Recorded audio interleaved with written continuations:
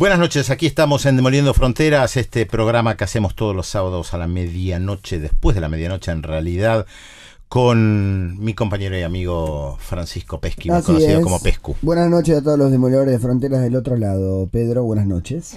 Y no podemos dejar de comenzar el programa comentando lo que pasó en Brasil. Vos fíjate, Pesqui, que la semana pasada hicimos una entrevista justamente a una jurista brasileña sobre todo el proceso de militarización que existe en Brasil. Lo venimos hablando en este programa. Tengo un amigo que estuvo en Brasil la semana pasada, no la anterior. Me decía lo más parecido que vi a la Medellín de los 90. Bueno, esto tiene que ver con el crecimiento del narcotráfico en Brasil, que ya hace tiempo que se señala. Lo que pasa es que el gobierno de Temer lo utiliza como excusa para entrar en la favela. Exactamente. Porque y asesinar y... Bueno. Ahí está el tema de la militarización, en el contexto que siempre le hemos dicho: destitución de Dilma Rousseff, acoso permanente a Lula para evitar que se presente, o sea, meterlo preso para evitar que se presente como candidato a las elecciones este año, la posibilidad de extender la militarización a otros estados. El propio Temer dice que gobernadores de otros estados se lo están sugiriendo. Y poner a cargo de lugares muy importantes a gente... A militares. A militares, ¿no? Con lo que ello implica. No hay un gobierno con un control civil sobre fuerzas parapoliciales, militares, sino que militares dirigen militares. Es el tema de Río de Janeiro, justamente.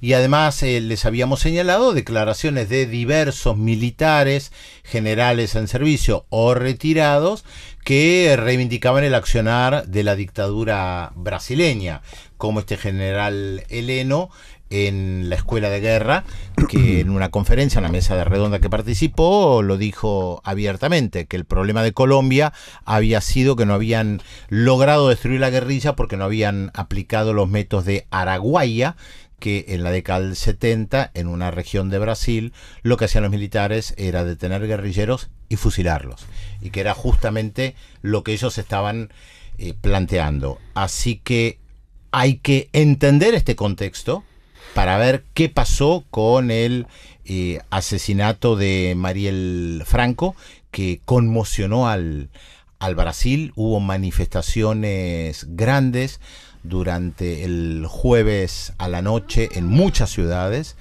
Y yo, viste que yo siempre digo, Pesqui, que la política tiene sorpresas, que a veces hay gobiernos que se equivocan en las medidas que toman, incluso desde su propia lógica, que el tiro les puede salir por la culata, valga en este caso la concordancia con el tema. Así que no hay mucho más para agregar. Nosotros Brasil lo estamos siguiendo palmo a palmo acá en Demoliendo Fronteras, en la radio en general, siguiéndolo tanto en el programa del Gato a la mañana como con Sloto a la tarde, donde estás vos también, Pesqui.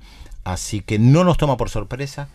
Sí, tal vez la sorpresa es el hecho de que hubieran matado a una concejala, o sea, que se hubieran atrevido a matar a alguien que tiene un cargo público relevante en el estado de Río de Janeiro. Sí, bueno, lo vamos a seguir llenando el tema. La verdad que no solamente conmociona a Brasil, sino a la región. Pero arrancamos con un poquito de música, como siempre, acá en Demoliendo Fronteras, porque un día como hoy, 18 de marzo, pero del año 2002, la banda Los Ramones, de Ramones, son incluidos en el Rock and Roll Hall of Fame, el Salón de la Fama del Rock and Roll. Johnny, Didi, Joe, Tommy y Marky Ramones fueron incluidos en el Salón de la Fama del Rock and Roll, el que fue uno de las últimas apariciones de Didi antes de su muerte. El 5 de junio de ese mismo año fue encontrado en su casa de Hollywood a causa de una sobredosis de heroína. En el año 76 salía el debut de esta banda neoyorquina. Los Ramones se convirtieron en un fenómeno polarizador. Fueron banderín de enganche para un par de generaciones, decenas de miles de grupos que en todo el mundo se inspiran en su fórmula. Recuerdo, el programa pasado hablábamos de Natalia Oreiro, si iba o no iba a tocar, y la carta que se le había pedido públicamente. Bueno, Natalia Oreiro, fanática de la banda esta, Los Ramones. Ramones y su primer show en Argentina, ¿cuándo fue? Bueno, fue el 13 de febrero del 87, década del 80. Como pasa con los shows mitológicos, todos aseguran haber estado allí, y todos viajaron con el Papa en subte, ¿no? Yo no, ¿qué dije, Pesqui? No, ¿Y viajaste con el Papa en subte? Tampoco. Ah, bueno. encontramos uno. Así que bueno, arrancamos el programa 18 de marzo del 2002, el día en que la banda Los Ramones entró en el Salón de la Fama del Rock and Roll. Un día como hoy arrancamos con Needles and Pins. Arrancamos con música, pero déjame decir, Pequi, Sí. que tenemos el especial sobre el Mundial que empezamos a hacer todos los fines de semana, esta vez dedicado a Arabia Saudita o Arabia Saudí, que va a estar con nosotros conversando Leandro Albani, un gran conocedor del Medio Oriente. Leandro Albani. Sí, ¿qué dije, Pesqui? Leandro Albani, no hace falta que repita siempre ¿Por qué Pesqui siempre repite lo que yo digo? Yo eso no lo voy a entender nunca. Pero sí, Leandro Albani, gran conocedor del Kurdistán, ya nos va a hablar un poco de lo que pasa ahí en Siria, Irak, Irán. Tenemos música francesa, tenemos a Jean Ferrat y bueno, muchas cosas más, así que en Demoliendo Fronteras, ¿arrancamos con qué, Pesqui? Needles and Pins de Los Ramones.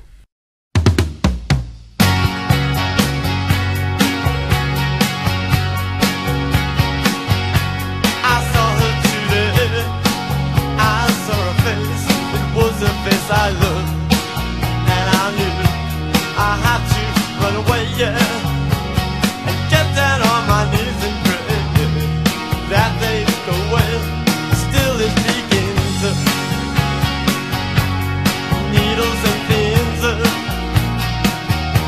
because of all my pride, the tears I gotta hide. Oh, I thought I was smart, I stole her heart, didn't think I did, but now I see she's worse to him than me. Let her go ahead, take his love instead, and one day she will see just how to stay dead and get down on her knees. Oh, that's how it begins. She'll feel those needles and pins hurt her, hurt her. Tell myself I'm wrong, so wrong. Why can't I stand up and tell myself I'm strong? Because I saw her today, I saw her face, it was the face I loved, and I knew I had to run away, yeah, and get down on my knees and pray, yeah, that they'd go away, and still it begins.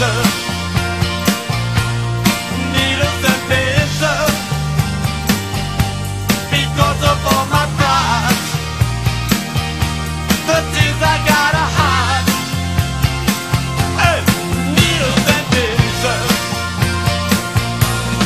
needles and pins, needles and pins.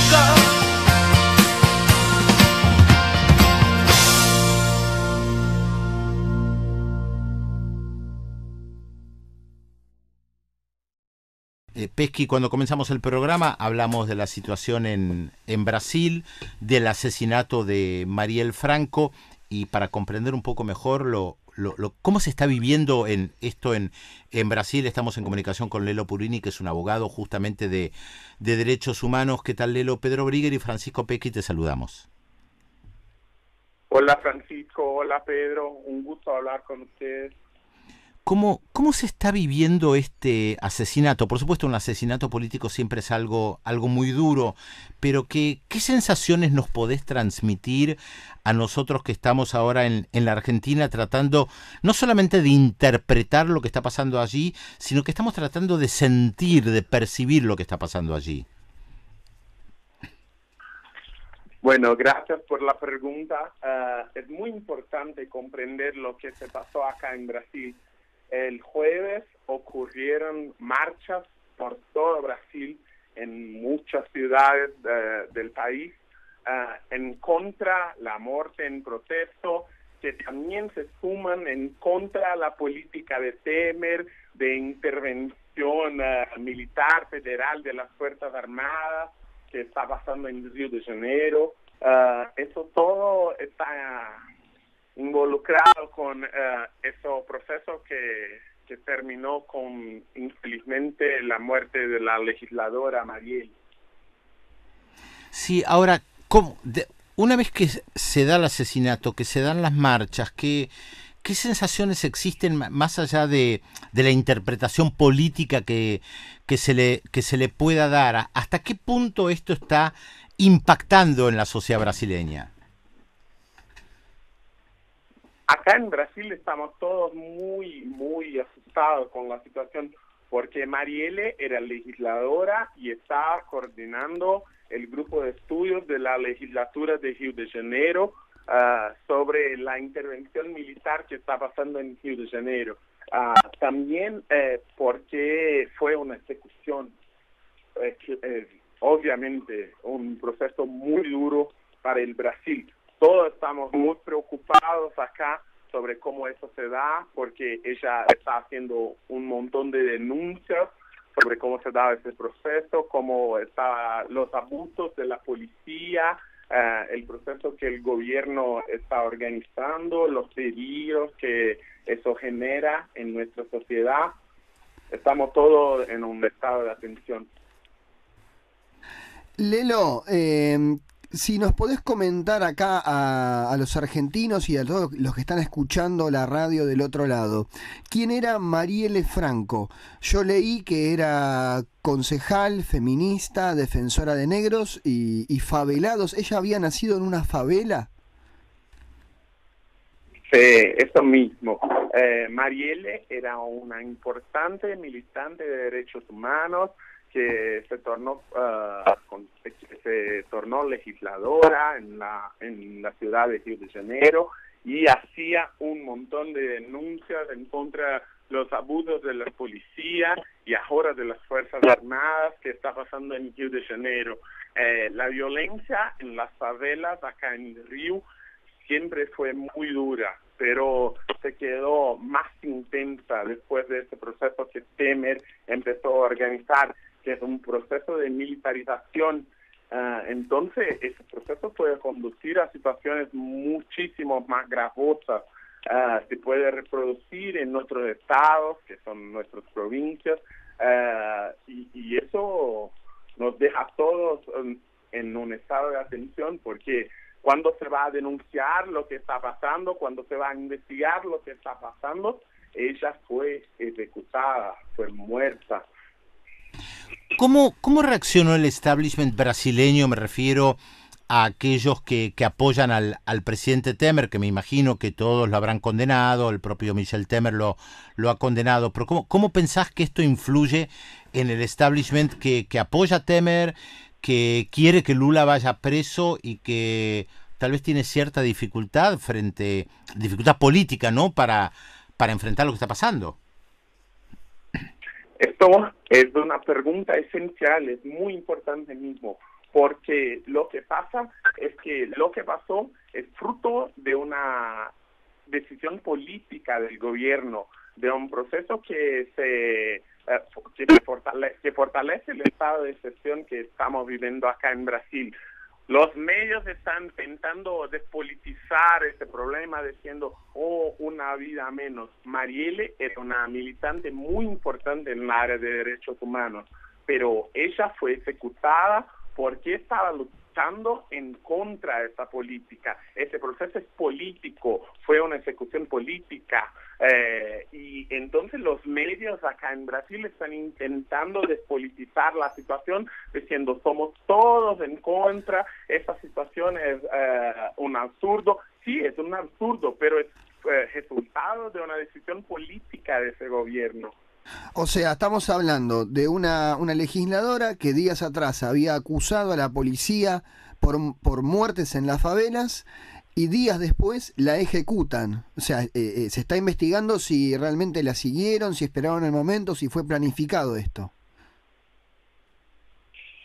Sí, esto es muy importante y muy urgente, porque como contaba usted, eso se pasó pocos días, ella estaba denunciando las ejecuciones, las muertes que están ocurriendo en las favelas. Ella estaba denunciando la política de seguridad que el gobierno de Temer apoya y creó y organizó y fortaleció en la ciudad de Río de Janeiro, con ese proceso, con intervención de los militares, de las Fuerzas Armadas en la ciudad para cuidar de eso. Las Fuerzas Armadas son para las guerras, no para las situaciones con los ciudadanos, los brasileños. El problema es que este gobierno piensa que el Brasil está en guerra con los pobres, en guerra con los favelados. Eso es fruto de una decisión política de un gobierno que elige que se va a gobernar para los otros, los que no son los pobres, los que no son los favelados, para los ricos. Eso todo es consecuencia de un proceso político y eso no puede dejar de ser hablado. Te hago una última de mi parte con respecto a lo que está viviendo ahora Río de Janeiro y Brasil en general, pero Río de Janeiro porque está militarizada. ¿Qué cambios significativos se ven en Río de Janeiro por la militarización que tiene hoy la ciudad? Imagino que los cambios se deben ver mucho más claros en las favelas, donde una legisladora que denunciaba que estaban matando gente, después la ejecutan y se está investigando si fue porque hizo esa denuncia. Ahora, en base a esto, ¿qué cambios significativos puede tener alguien que vive en la favela y también que va a trabajar todos los días a Río de Janeiro, que vuelve del trabajo?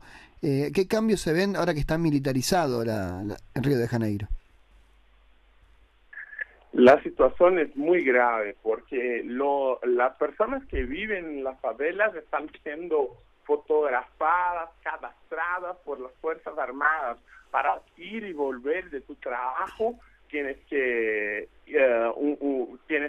ir por un camino donde te sacan una foto, donde te sacan tus documentos. Es un proceso absolutamente represor a los pobres, porque eso tiene una dirección, está orientado para hacer solo con los pobres. Y hay como otras consecuencias que se pueden ser muy gravosas en la política brasileña, porque una parte de la policía y de los crímenes organizados que ocurre acá en Río se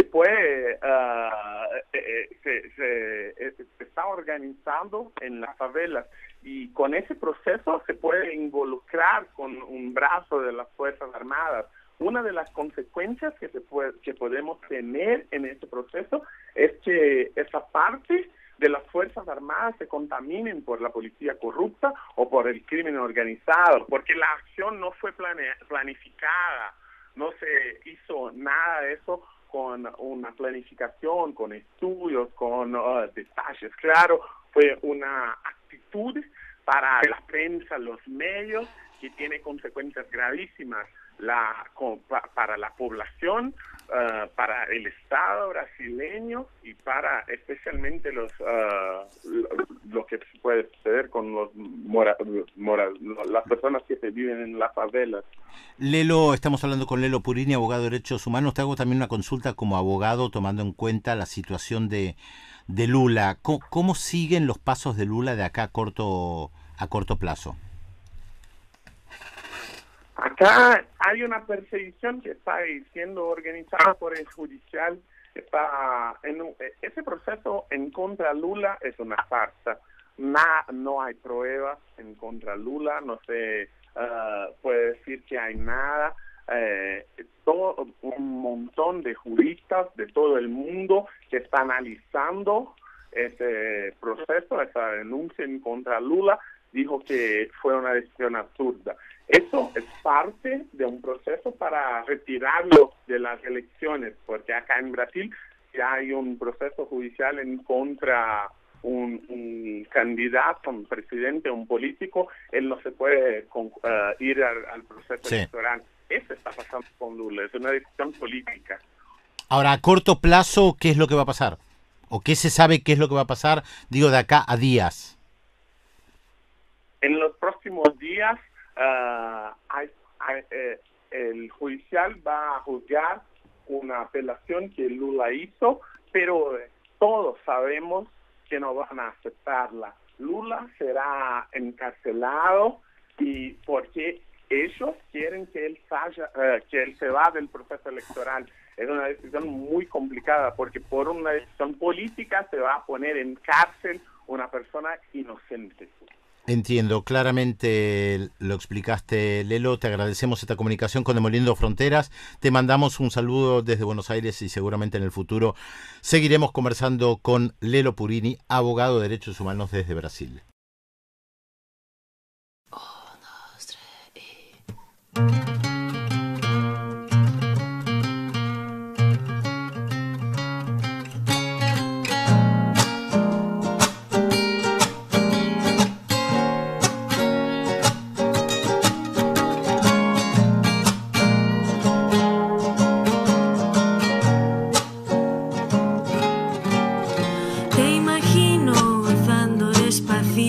Con alguien que no soy yo.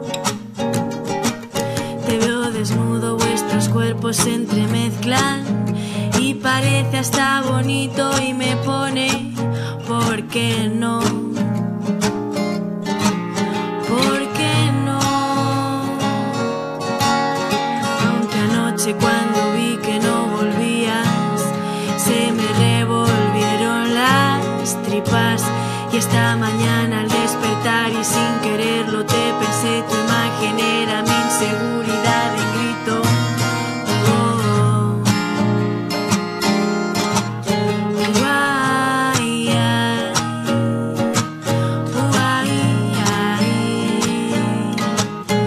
ay, ay.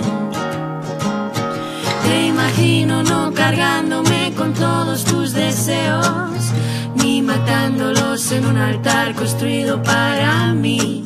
Te prefiero persiguiendo lo que quieras más allá de mis fronteras y encontrarte cuando vuelvas por aquí, cuando vuelvas por aquí, cuando vuelvas por aquí, cuando vuelvas.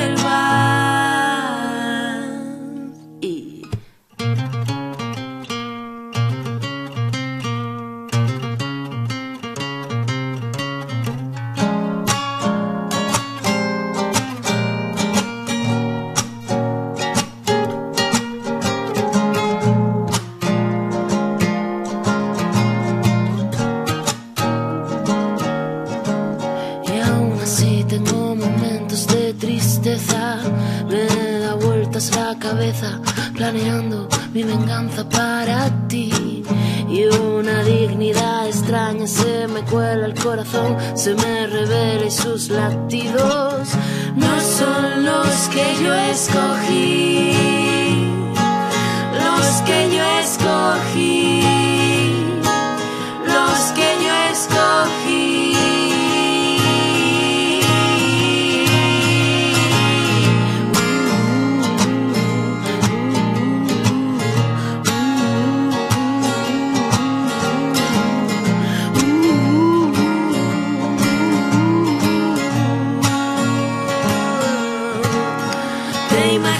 No cargándome con todos tus deseos, ni matándolos en un altar construido para mí.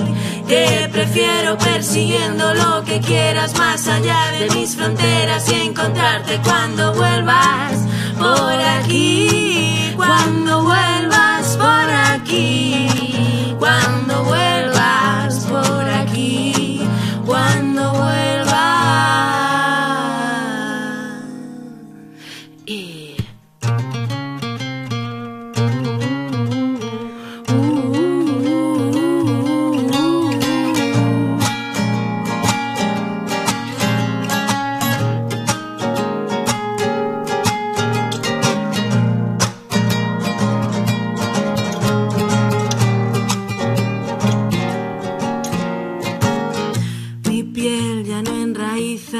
Expiración, florece en mis manos y en otro lugar da sus frutos para mí, para mis amigas. Ya no te imagino con tijeras en la espalda, asumo el miedo y amo tus piernas.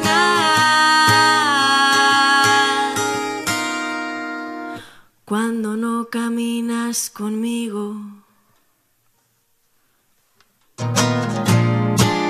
amo tus piernas. Cuando no caminas conmigo, amo tus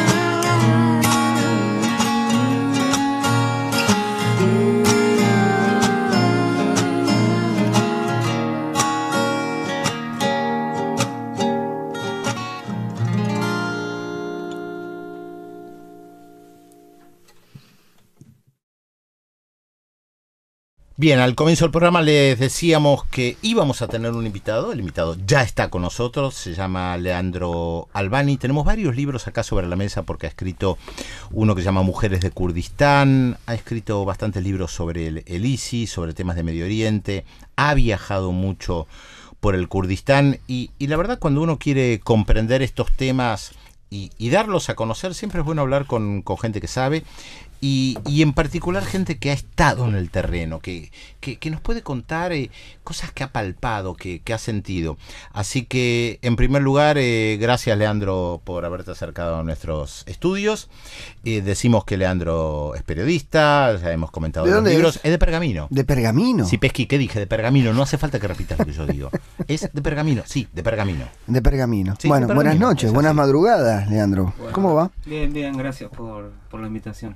Bueno, a ver, Albani no es un apellido kurdo, ¿verdad? No, ¿Cómo llegaste al tema del Kurdistán, los kurdos? ¿Cómo te atrajo eso? llegué un poco de carambola, porque viviendo en Venezuela, Donde también trabajaste como Sí, periodista. sí, estuve varios años viviendo allá, conocí a un antropólogo kurdo, Mehmet Dogan, que ahora vive acá en Argentina, y Mehmet hacía bastante que estaba en América Latina difundiendo un poco la cuestión kurda, que acá en realidad casi no se conocía, qué era el pueblo kurdo, qué era el Kurdistán. Gran trabajo de Mehmet, efectivamente, recorriendo los Sí. programas de radio, los programas de televisión, tratando de difundir sobre los kurdos, que no son los que están borrachos, sino que son un pueblo. Tal cual.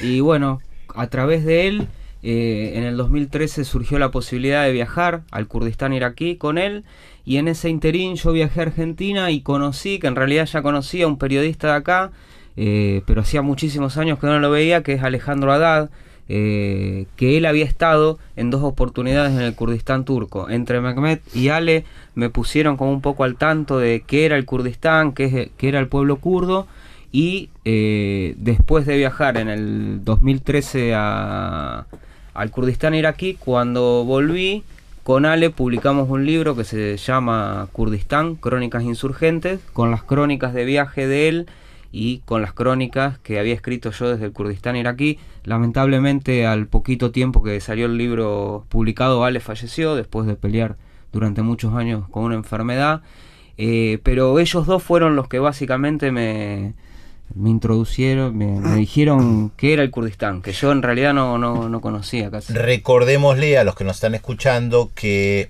Leandro está hablando del Kurdistán iraquí o turco, porque los kurdos en el reparto del Medio Oriente, después de la desintegración del Imperio Otomano en 1918, bueno, es un periodo, quedan divididos en Turquía, Irak, Irán y Siria. Por eso uno habla del Kurdistán sirio, del Kurdistán iraquí, del Kurdistán turco. ¿Y vos recorriste básicamente cuáles? Yo estuve en el Kurdistán iraquí, en 2 ciudades grandes, bueno, Erbil, que es su capital, y Sulimani, que es otra ciudad que está más al sur, que está sobre el desierto, ciudad con mucho calor todo el tiempo. Y después sí tuvimos la posibilidad de estar entre 10 y 12 días en las montañas de Kandil, donde el Partido de los Trabajadores... ¿Dónde queda eso? En el Kurdistán iraquí, Ahí es está. una cadena montañosa. Kandil tiene más o menos el tamaño de Uruguay, y eso está controlado por el Partido de los Trabajadores del Kurdistán. Ahí están las bases de la guerrilla del PKK. Y ahí fue una cosa muy extraña, muy impactante, convivir con los guerrilleros, con las guerrilleras, conocer muy de cerca.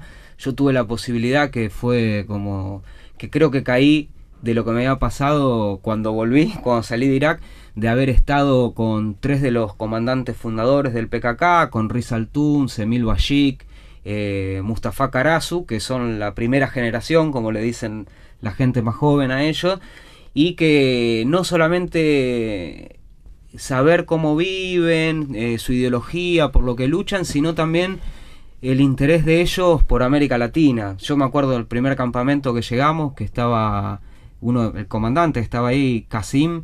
Lo primero que nos preguntó a Mehmet y a mí fue por Chávez y por Venezuela.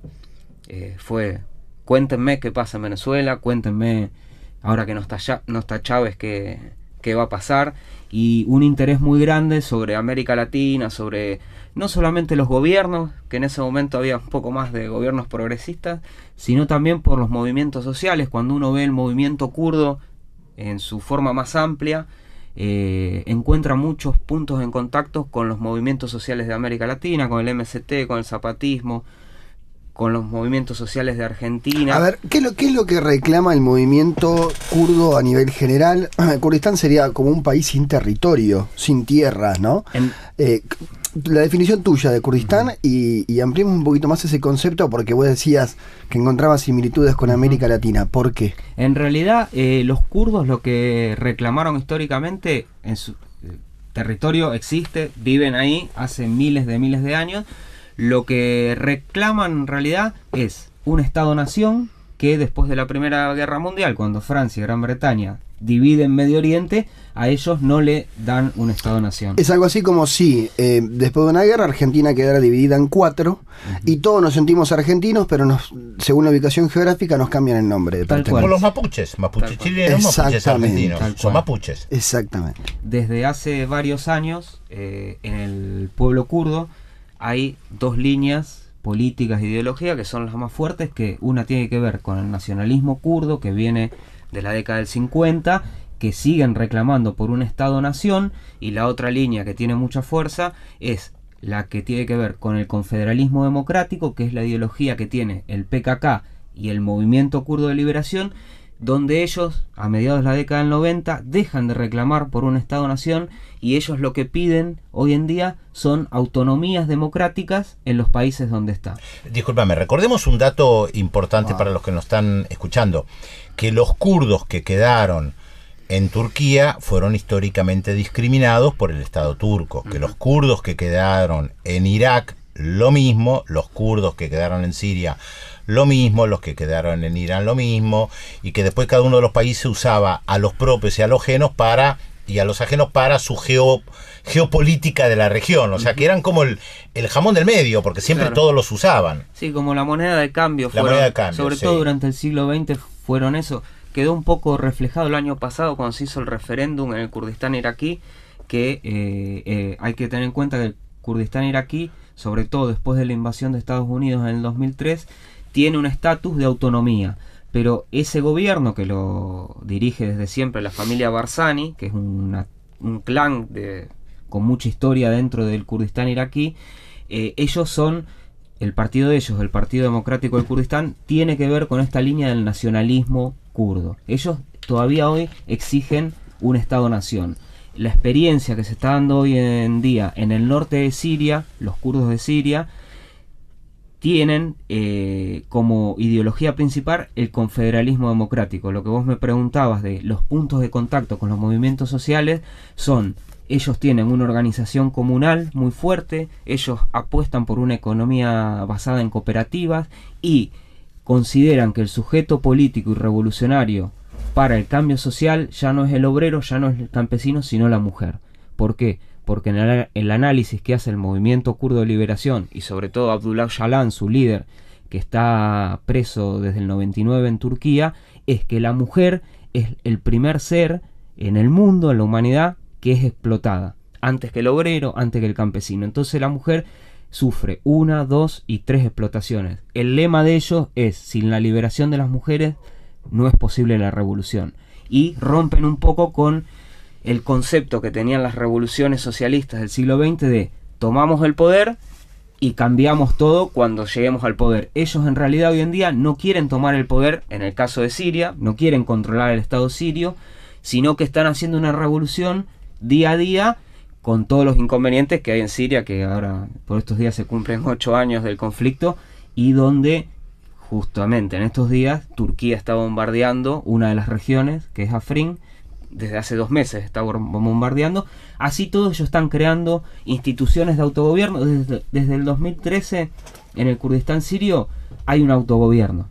Ahí no gobierna ni el gobierno del presidente Bashar al-Assad, ni nadie. Es interesante lo que planteás. Ahora volvemos al tema de las mujeres, que me pareció tremendo. Estamos hablando con Leandro Albani, Leandro Albani, autor de varios libros sobre el Kurdistán. Hablabas recién lo que tiene que ver con las identificaciones, ¿no? Algo parecido pasa en España con las autonomías, bueno, pasa en Barcelona, ¿no? El tema de la identificación, sentirse parte de algo, una cultura, una tradición, y de golpe vemos, no sé, en Barcelona, en los Países Vascos, los gallegos, y lo mismo empieza a pasar ahora en Kurdistán en diferentes épocas, de diferente manera, en diferentes periodos, pero es súper interesante. Decías la revolución basada en la mujer. Sí, bueno, en este libro Mujeres de Kurdistán, que escribimos con Roma Vaquero Díaz, un poco fue contar de qué se trata ese movimiento de mujeres de Kurdistán, que estos últimos años se visibilizó bastante a través de los medios de comunicación, y corrernos un poco de, también lo que mostraron mucho los medios, de la mujer kurda como una mujer guerrillera nada más, ¿no? Y el trabajo que viene haciendo el movimiento de mujeres de Kurdistán tiene muchísimos años. Comenzó sobre todo a finales de la década del 80 como movimiento de mujeres, y abarca la educación, la salud, volver a traer a la actualidad y compartir sobre todo muchas enseñanzas ancestrales que tienen los kurdos. En realidad los kurdos dicen: nosotros hace 5.000 años atrás, y hace más de 5.000 años atrás, vivíamos en una sociedad matriarcal, donde la mujer era la organizadora de la sociedad. Esto no quiere decir que matriarcado quiere decir sometimiento al hombre, ¿no? Sino que la mujer era la organizadora, la mujer distribuía, y vivían en una sociedad donde básicamente no se generaban ganancias. El movimiento kurdo y el movimiento de mujeres en particular no quieren volver a 5.000 años atrás, por supuesto, no quieren volver a vivir, pero toman esas enseñanzas que han pasado, como bien decía Pedro. Todos los estados-nación donde están los kurdos fueron reprimidos. A ellos se les prohíbe hablar su lengua. Mira, el otro día hablaba con una chica kurda y me decía: en la década del 90 en el Kurdistán turco, los semáforos, el gobierno turco cambió los colores. ¿Por qué? Porque el rojo, amarillo y verde es el color del movimiento kurdo de liberación. Y en muchas ciudades cambiaban los colores de semáforo para que esos colores no estén ahí. Tremendo. Yo cuando me contaba es una cosa increíble. Sí, eso yo no lo había escuchado. Tremendo. No había escuchado eso. Y a ese nivel, entonces ellos vuelven a traer a la actualidad muchos rasgos culturales ancestrales de ellos, para, sobre todo, enfrentarlos al capitalismo. A ellos el movimiento tiene una concepción ecologista muy profunda. ¿Por qué? No porque el ecologismo está de moda ahora, sino porque la relación del pueblo kurdo con la tierra es una relación que no se puede separar. En general el Kurdistán, la mayoría de los kurdos y las kurdas siguen siendo campesinos, ¿no? Entonces este movimiento, tanto el movimiento kurdo de liberación como el movimiento de las mujeres, traen a la actualidad estos temas y estas cuestiones también para contrarrestar un poco el avance del capitalismo, sea a través del Estado-Nación, sea a través de grupos terroristas, sea a través de la injerencia. Y las mujeres también lo que han hecho en este tiempo es crear una ciencia de la mujer que se llama Genealogy, donde básicamente cuestionan a las ciencias sociales, porque dicen las ciencias sociales fueron creadas por hombres con una visión patriarcal, y nosotros tenemos que cuestionar todas las ciencias sociales y reverlas para crear unas ciencias sociales de las mujeres. Las ventanas que se abrieron, ¿no? Karl Popper entra por acá, se tira. Hablando de ventanas, tenemos que hacer una pequeña tandita, que en la radio es también una especie de ventana. Acá en Demoliendo Fronteras estamos hablando con Leandro Albani, que nos ha traído alguno de sus libros publicados por Editorial Sudestada. Estamos hablando de las mujeres, así que Mujeres de Kurdistán, la revolución de las hijas del sol. Después de la tanda seguimos hablando con Leandro. Seguimos conversando aquí en Demoliendo Fronteras con Leandro Albani, autor de varios libros sobre el Kurdistán y además que ha estado en esa región. A ver, Leandro, vos estabas hablando antes de los kurdos en Turquía, en Irak, en Siria. Contanos un poco de tus experiencias en el lugar y para diferenciar esas zonas, más allá de que en Siria hay una guerra civil que ha dejado miles de muertos. Mirá, estando en el Kurdistán iraquí, básicamente en estas dos ciudades, en Erbil y Suleimani, lo que sucedió en el Kurdistán iraquí es que los kurdos, como les comentaba antes, después de la invasión de Estados Unidos en el 2003, consiguieron ese gobierno semiautónomo, tuvieron posibilidades básicamente de tener sus derechos básicos. Hay que recordar que bajo el régimen de Saddam Hussein los kurdos fueron reprimidos de una manera terrible. Es más, la primera vez que Saddam Hussein utiliza armas químicas adentro del país es contra los kurdos en el 88. Y claro, en el Kurdistán iraquí... Perdón, en ese momento el mundo no se horrorizó, Claro. porque Saddam Hussein era un aliado de los europeos y los norteamericanos contra Irán. Tal cual. Un dato por ahí que aporta, ahora desarrollamos, ¿no? ¿Cuántos son los kurdos? En total los kurdos son 40 millones. Hay, Una Argentina. tal cual. Hay 4 millones en la diáspora. En Alemania nada más hay 1 millón de kurdos. Sobre todo la diáspora kurda está en Europa. En América Latina no hay, casi no es como la comunidad sirio-libanesa o mismo la comunidad palestina en Chile, ¿no? Los kurdos acá en América Latina están contados con los dedos Con una de la mano. Sí, en Argentina hay 3 kurdos que hace 30 años viven y llegaron, creo que los 3 medio de carambola porque estaban saliendo de Turquía desesperados y llegaron acá, ¿no? Pero no hay una comunidad. Y en Turquía hay 20 millones de kurdos, en Siria 2, y en Irak y en Irán hay entre 8 y 10 en cada territorio. Es un pueblo, es el pueblo más grande del mundo sin un estado. Eso lo define todo. Entonces volvamos, está Tremendo. en Irak, zona muy rica en petróleo, muy codiciada por supuesto por los propios kurdos, pero ahí vos no viviste la experiencia de estas mujeres. La viví en Kandil, en las montañas de Kandil con la guerrilla. Ahí sí fue directo porque yo tuve la posibilidad, aparte las compañeras me dejaron, ir a campamentos solamente de mujeres, ¿no? Ellos tienen a nivel militar, pero en todos los niveles de organización, las mujeres adentro del movimiento tienen sus propias organizaciones autónomas. Entonces en la guerrilla, esto se ve donde está la guerrilla en todos lados, en Siria también, tienen sus propias unidades militares de mujeres y sus propias escuelas de formación. Yo tuve la posibilidad de participar en una academia de formación como oyente, ¿no? Por supuesto, sí. Porque... ¿Cómo se forman? ¿Tienen clases? Sí.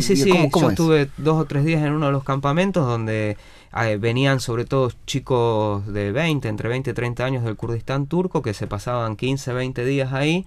Formación política que lo daban los propios comandantes o las comandantes, y también venían algunos profesores del Kurdistán turco. Conocí una profesora de economía que estaba dando clases ahí, pero a su vez las mujeres tienen sus propias academias de mujeres donde discuten, definen sus temáticas, y el movimiento respeta las decisiones que toman las mujeres, ¿no? Ellos tienen un sistema de copresidencia.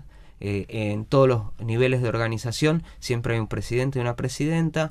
En el ejemplo más claro está en Turquía. Los kurdos hasta el 2015-2016 controlaban casi 100 alcaldías del Kurdistán turco y había un coalcalde y una coalcaldesa. En el resto de Turquía no sucedía eso. Las 100 alcaldías ahora Erdogan intervino todo, puso interventores, ya los kurdos casi no tienen alcaldías. Y el Partido Democrático del Kurdistán, que es el partido en el Kurdistán turco, que hizo muy buenas elecciones en el 2015, tiene un copresidente y una copresidenta, los dos están presos. De esos 59 diputados, 11 siguen presos, entre ellos el copresidente y la copresidenta, que en realidad en el último congreso a principio de año reeligieron nuevos copresidentes, pero tienen esa forma. Qué honor a Puigdemont, ¿no? ¿Por qué? No, digo, como me metieron preso, viste que dicen que si vuelve lo meten en cana y que quieren autonomía. Por eso la Cataluña. Digo, Sí. me sonaba. Es similar el proceso, es similar cómo los estados-nación responden a estas exigencias, ¿no? Sobre todo de autonomía. Es muy interesante. Sí, a las minorías. Sí, y que lo que hace el movimiento kurdo, que a mí me parece interesante en Medio Oriente, es no solamente querer hacer una revolución. Yo estoy convencido que quieren crear una sociedad más justa, sino poner en cuestionamiento los Estados-nación. Esos Estados-nación que fueron creados a principios del siglo XX o a mediados del siglo XX, que son injertos en Medio Oriente, porque en Medio Oriente creo al menos que siempre tuvieron cierta tradición campesina, comunal, que dentro de todo se mantuvo, y pusieron esos Estado-nación dijeron, bueno, vamos a hacer como la República Francesa pero en Medio Oriente, y en realidad esos Estados-nación entraron mucho más rápidos en crisis que en América Latina, ¿no? Y los kurdos están, el movimiento kurdo de liberación es básicamente antiestatal. Ellos están en contra. Perdón, Leandro, porque vos hablas del movimiento kurdo de liberación, sin embargo, hay como muchas diferencias los que están en Turquía, los que están en Irak, los que están en Siria. ¿De cuáles hablamos? Mirá, ¿de los que están dónde? En realidad, yo cuando hablo es un poco complicado, pero se puede explicar. El movimiento kurdo de liberación es el movimiento bien amplio que incluye a los kurdos y a las kurdas que luchan bajo la ideología del confederalismo democrático. Esto quiere decir del Partido de los Trabajadores del Kurdistán. El Partido de los Trabajadores del Kurdistán, como dicen ellos, no existe. Está prohibido en todos lados, está prohibido por la Unión Europea, por Estados Unidos, pero es el símbolo máximo y su liderazgo, Abdullah Öcalan, que es el gran teórico de los kurdos. Pero él es turco, kurdo turco. De Turquía, claro. Kurdo de Turquía. El PKK nació a finales de los 70 en el Kurdistán turco. Dentro del movimiento kurdo de liberación está el PKK, está el Partido Democrático del Kurdistán de Turquía, que recién hablábamos de las elecciones, están los kurdos de Siria, hay un montón de organizaciones, no solamente políticas o insurgentes, sino culturales. ¿Y los de Irak? Los de Irak también, donde estuvimos nosotros, en Suleimani, en Erbil, pero sobre todo en las montañas de Kandil, que ahí está el PKK histórico, si se quiere, también forman parte del movimiento kurdo de liberación. En el caso del Kurdistán iraquí, tal vez el movimiento kurdo de liberación no tiene tanta presencia institucional en el parlamento, a nivel gobierno, porque tanto el Partido Democrático del Kurdistán de Barzani, que tuvo que renunciar hace poquito después del referéndum, como la Unión Patriótica del Kurdistán de Jalal Talabani, que falleció el año pasado, fue el primer presidente de Irak después de la invasión de Estados Unidos, son los grandes grupos políticos que controlan. Igual tienen un trabajo muy grande. Imaginen que el PKK, la guerrilla, controla un territorio como el de Uruguay y ahí no entra ni sale nada sin la venia del PKK. Y también tanto el gobierno autónomo de Kurdistán, del Partido Democrático de Kurdistán, el gobierno central de Bagdad, como el gobierno de Irán, saben de Irán, tienen claro que esa montaña, que es fronteriza con Irán, está protegida, porque ahí está la guerrilla. Estamos hablando de varios países. Yo sé que para los oyentes a veces sin un mapa es difícil seguir esto, por eso yo insistía en Turquía, Irán, Irak, Siria. No es algo sencillo de comprender, hay muchos partidos, obviamente Leandro Albani, autor de varios libros sobre el Kurdistán, lo está tratando de simplificar para que nosotros lo podamos entender, ¿no? Sí. Porque si no, es complicadísimo. Es complicado, por eso yo insistía con este tipo de comparación entre lo que pasa en Cataluña y lo que pasa, porque a veces uno escucha, bueno, los kurdos, Irán, Siria, uno lo ve tan lejano, y sin embargo, casi a la misma distancia aparece Europa con Barcelona, con sus dificultades, con sus complicaciones, lo que hablábamos recién, la construcción de los Estados-nación, las independencias que piensan aparecer ahora con Puigdemont en Cataluña, por ejemplo, y por ahí uno entiende más el proceso catalán que lo que pasa, por ejemplo, en algunos países kurdos, y sin embargo son algunas veces muy parecidos. Entonces, por ahí, para tener cierta empatía o comprender un poco más lo que pasa con los kurdos, bueno, hay que trasladar algunas cosas a lo que pasó en Cataluña y comprendemos y empezamos a entender lo que pasa. Lo que pasa es que también está el escollo del idioma, por eso los libros en castellano son tan importantes, porque uno no tiene dificultad para acercarse a la realidad de los turcos, de los iraquíes, de los sirios. Unos hablan en turco, otros hablan en árabe. Los kurdos no son árabes, recordemos. O sea, hay como muchas cosas de por medio que están bastante alejadas de nuestra realidad. Ahora, Leandro, estamos hablando, les recuerdo, con Leandro Albani.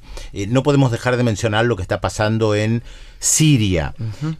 Ahí la minoría kurda, como dijiste, es pequeña, son apenas 2 millones comparado con los otros países. ¿Cuál es la realidad de los kurdos hoy en Siria? Mirá, los kurdos en Siria, cuando comenzó la primavera árabe, en el 2011, 2012, y comenzaron las grandes protestas en Siria, ellos en el norte de Siria, que es su territorio histórico, es un territorio que tiene 900 kilómetros de frontera con Turquía. También discriminados.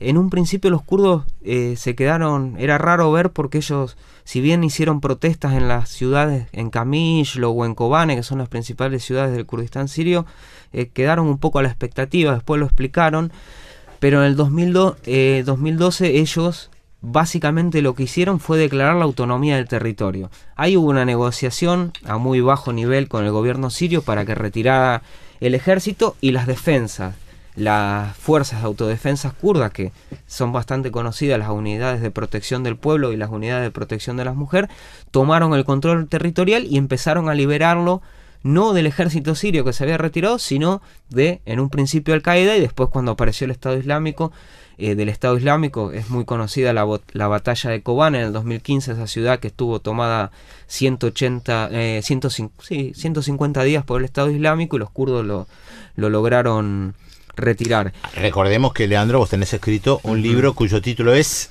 ISIS, el ejército del terror. Sí, así es. Entonces ellos no solamente empezaron a liberar el territorio, sino empezaron a crear estas instituciones de autogobierno democráticas. Hoy en el norte de Siria, la asamblea barrial, como puede ser cualquier movimiento social en Argentina, es el órgano básico, pero a su vez supremo, de toma de decisiones. Esas asambleas se organizan por manzana, cada tantos manzanas, y lo que hacen los kurdos, que es muy interesante, es que ellos, si bien en el norte de Siria es mayoría kurda, hay muchísimos árabes, que tiene que ver con una política del partido Baas de llevar árabes para el norte de Siria, pero también hay armenios, chechenos, turcomanos. Entonces, en todos los órganos de representación y de toma de decisiones hay la misma cantidad de delegados, más allá de que el porcentaje por mayoría sea diferente. Entonces, si en una asamblea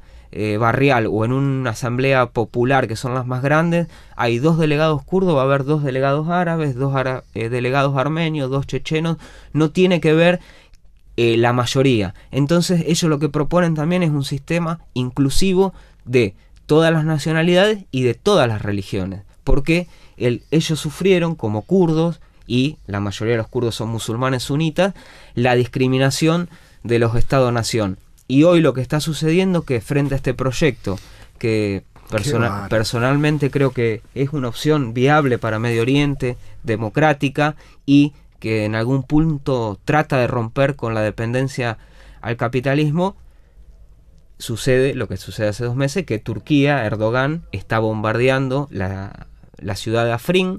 El norte de Siria se divide en 3 cantones, Afrin, Kobane y Yazira, y el cantón de Afrin, que es bueno remarcarlo, es la región de todo el territorio sirio que en estos 8 años de conflicto fue la más segura y pacífica de todo el territorio sirio, que recibió 500.000 refugiados internos, desplazados que llegaron ahí.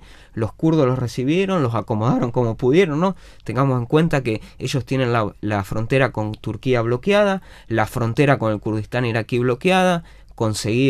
Ayer hablaba con un compañero que estuvo por allá en el 2016, un doctor que fue a ayudar, y nos contaba que la situación en los hospitales es muy crítica, porque ellos no tienen insumos, lo que entra es por contrabando, el Estado sirio se ha casi retirado, enviando lo que sea, material, salarios, todo eso se retiró, y así todos ellos están tratando de construir una sociedad, creo que más justa, a través de estas formas comunales de organización, donde la mujer no es que tiene el rol principal, sino que la mujer es la protagonista del cambio social.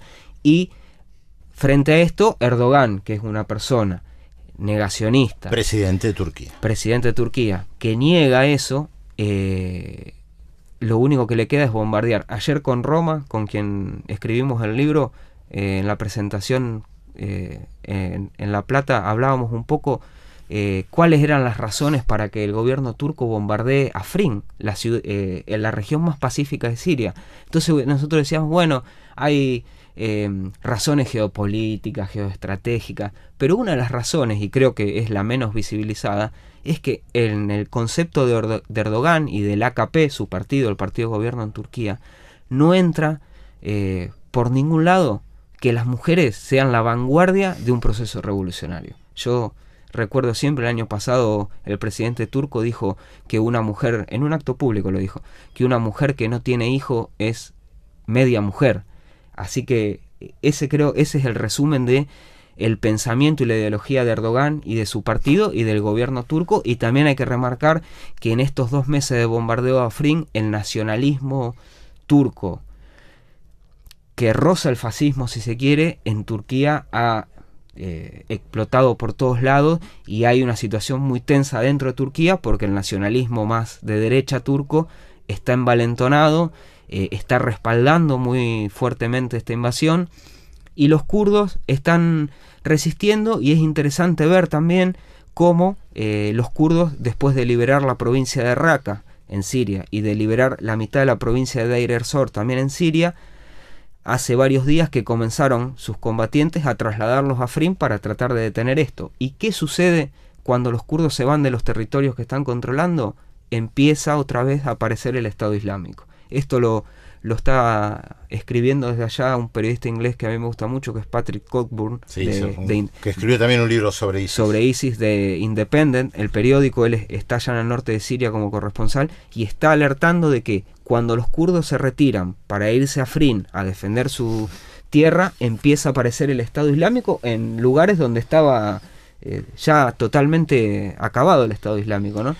Leandro, la verdad, muchas gracias por haberte acercado. Para hablar 4 horas más. Para hablar 4 horas más, a esta hora de la madrugada siempre Sí. es bueno. Les recomendamos otra vez Mujeres de Kurdistán, ISIS, 2 de los libros que nos acercó Leandro, prolífico al escribir sobre una región compleja. Tratamos de acercarla de alguna manera, por lo menos con alguien que la conoce, que ha estado allí.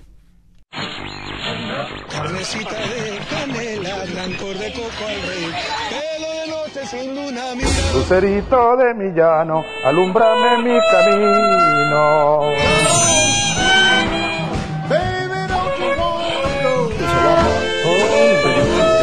¿Qué es esto, Le dedico Pescu? esta canción a María y a Rosa. Y bueno, esto es la música que le gusta a los presidentes. ¿No escuchaste? Obama, Chávez, Correa estaban cantando. ¿Estaban cantando? Sí, pero esto no lo hacemos ni vos ni yo. ¿Sabés quién lo hace? ¿Quién lo hace? Leandro Fito Álvarez. Buenas noches, Leandro. Buenas noches, Pedro Pesqui, ¿cómo andan? Bien, muy bien. Bien. Esperando a ver qué vas a traer, qué música le gusta a los presidentes. Y ¿Quién bueno, viene hoy? ¿Quién? hoy vamos a indagar en los gustos musicales de aquel presidente norteamericano que escuchamos ahí en la artística. Ajá. Que bueno, que en su momento había despertado como la esperanza. Fue el primer presidente negro de Estados Unidos, ¿no? Exactamente, había despertado la esperanza en el ambiente artístico, sobre todo muchos artistas salieron a apoyar la artístico intelectual, muchos artistas salieron a apoyar la candidatura de Obama en 2008, y la verdad es que podríamos decir que por lo menos a esos sectores y a las minorías los defraudó a casi todos por igual. Pero también muchos nos estamos preguntando, no sé si recuerdan en su momento, el día de cuando asume Obama, durante 2008, recibió un regalo de un presidente latinoamericano. Estamos hablando de Hugo Chávez, que le regaló Las venas abiertas de América Latina, de sí. Eduardo Galeano. Y muchos hoy nos preguntamos, ¿qué habrá hecho con ese libro, no? Obama, ¿no? En castellano. Quizás hoy nos encontremos con la respuesta. ¿Por qué? Bueno. Porque Barack Obama, a ver, prueba de que representó al menos un modelo alternativo estéticamente es su gusto musical. Recordemos que Barack Obama hasta ha elaborado listas de Spotify que sonaban en la Casa Blanca. Espectacular. Y en esas listas de Spotify encontramos nada más y nada menos que artistas de Latinoamérica, como Caetano Veloso, como, bueno, no de Latinoamérica, pero sí con una estética muy latinoamericana. Hablamos de Manu Chao, que es lo que Ajá. vamos a escuchar a continuación, porque Obama llegaba a la oficina, al Exactamente. salón oval, y ponía Manu Chao, ponele. Sí, así es. Y se sonaba, me gusta marihuana, me gustas tú. Lo que Eduardo diría, un porrero. Tuvimos un presidente norteamericano. No creo, de Obama no lo creo. Recuerdo sí en unas escalinatas, no sé bien en dónde era, que estaban con Stevie Wonder y un par de músicos más también. Exactamente, y canta muy bien Obama, hay que admitirlo. ¿Sí? Afina bastante. Bueno. Y bueno, entonces podríamos hasta conjeturar que mientras lee Las venas abiertas de América Latina en español, En castellano. en castellano así es, escucha Manu Chao y Caetano de Veloso de fondo. No te la puedo creer. Vamos a imaginarlos y mientras escuchamos Manu A Chao, ver. ¿qué les parece? ¿Qué horas son, mi corazón? Te lo dije bien clarito. Permanece a la escucha.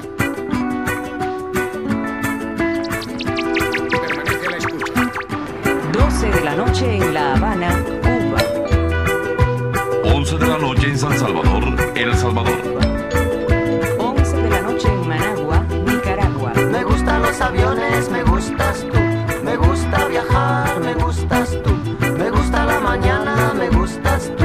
Me gusta el viento, me gustas tú. Me gusta soñar, me gustas tú.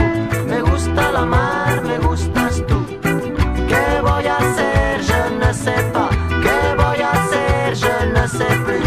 ¿Qué voy a hacer? Je suis perdu. ¿Qué horas son, mi corazón? Me gusta la moto, me gustas tú. Me gusta correr, me gustas tú.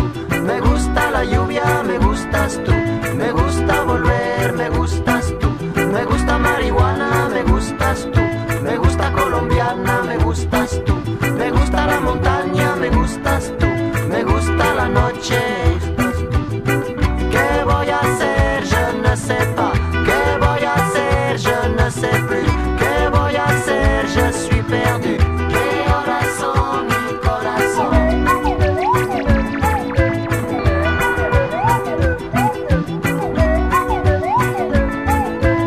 12, 1 minuto. Me gusta la cena, me gustas tú. Me gusta la vecina, me gustas tú. Radio Me Reloj. gusta su cocina, me 1 gustas de la tú. mañana. Me gusta camelar, me gustas tú. Me gusta la guitarra, me gustas tú. Me gusta el reggae, me gustas tú. ¿Qué voy a hacer? Je ne sais pas. ¿Qué voy a hacer? Je ne sais plus. ¿Qué voy a hacer? Je suis perdu. ¿Qué horas son, mi corazón? Me gusta la canela, me gustas tú. Me gusta el fuego, me gustas tú. Me gusta menear, me gustas tú. Me gusta la Coruña, me gustas tú. Me gusta Malasaña, me gustas tú. Me gusta la castaña, me gustas tú. Me gusta Guatemala, me gustas tú. ¿Qué voy a hacer? Je ne sais pas. ¿Qué voy a hacer? Je ne sais plus. ¿Qué voy a hacer? Je suis perdu. ¿Qué horas son, mi corazón? ¿Qué voy a hacer? Je ne sais plus. ¿Qué voy a hacer? Je ne sais plus. ¿Qué voy a hacer? Je suis perdu. ¿Qué horas son, mi corazón? ¿Qué voy a hacer? Je ne sais plus. ¿Qué voy a hacer? Je ne sais plus. ¿Qué voy a hacer? Je suis perdu. ¿Qué horas son, mi corazón? ¿Qué horas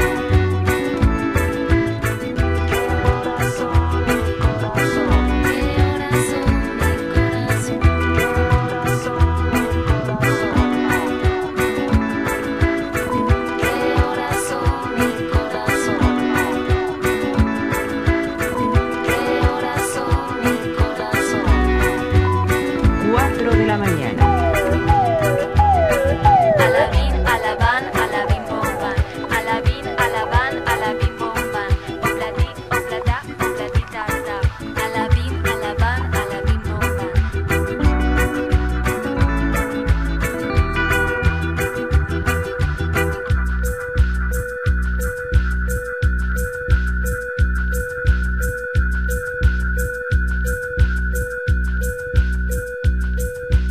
Radio Reloj.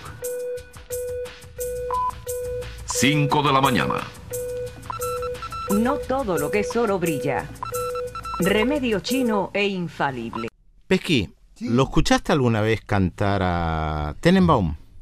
¿A Ernesto no? No yo, sé si canta. yo no dije a Ernesto. ¿A quién? Yo dije a Tenenbaum nada más. ¿Y a quién? A Jan Tenenbaum. Jan. Sí, Jan, ¿qué dije? Pesqui, Jan.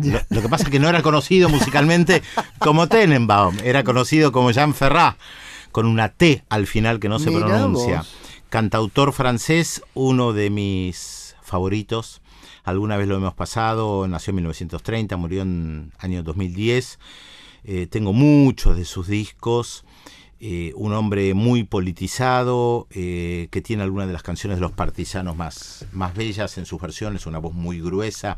Alguna vez mencionamos de estos cantantes con voces gruesas. Sí. Y me costó elegir algunas canciones hoy para compartir con ustedes. Y dado que venimos del 8 de marzo, decidí comenzar con una canción que se llama La mujer es el futuro del hombre, una de las más bellas de Jean Ferrat. Así que escuchémosla. A ver.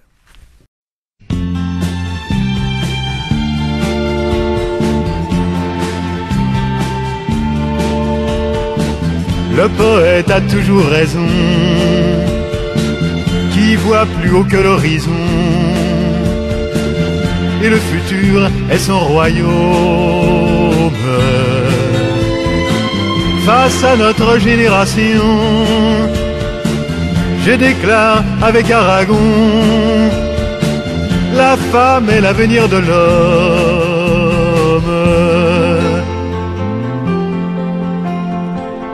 Entre l'ancien et le nouveau,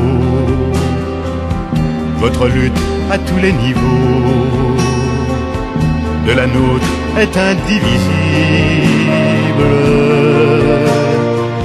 Dans les hommes qui font les lois, si les uns chantent par ma voix, d'autres décrètent par la Bible. Le poète a toujours raison, qui détruit l'ancienne oraison, l'image d'Ève et de la pomme.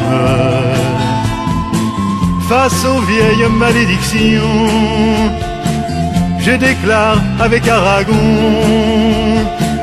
la femme est l'avenir de l'homme.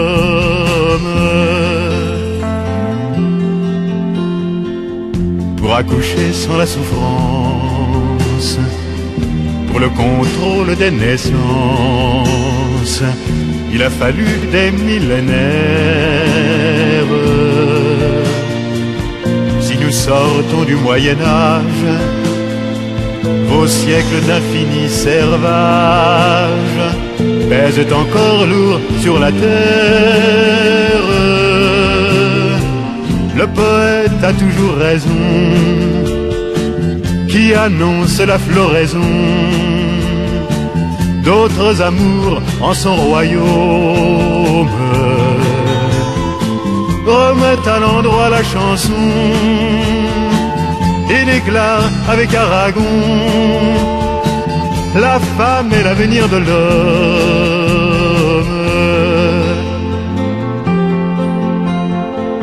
Il faudra réapprendre à vivre, ensemble écrire un nouveau livre, redécouvrir tous les possibles.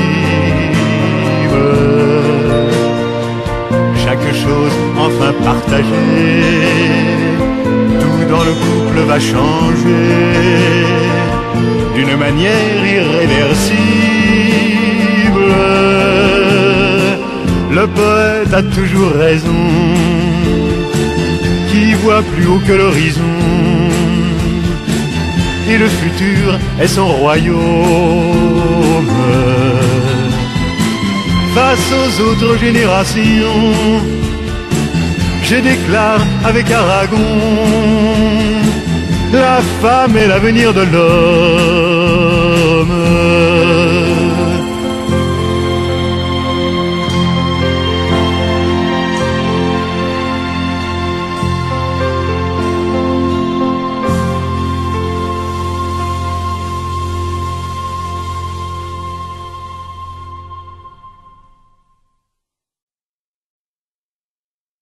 Bien, La femme et l'avenir de l'homme, así se llamaba este tema, La mujer es el futuro del hombre. Qué francés, viejo, ¿eh?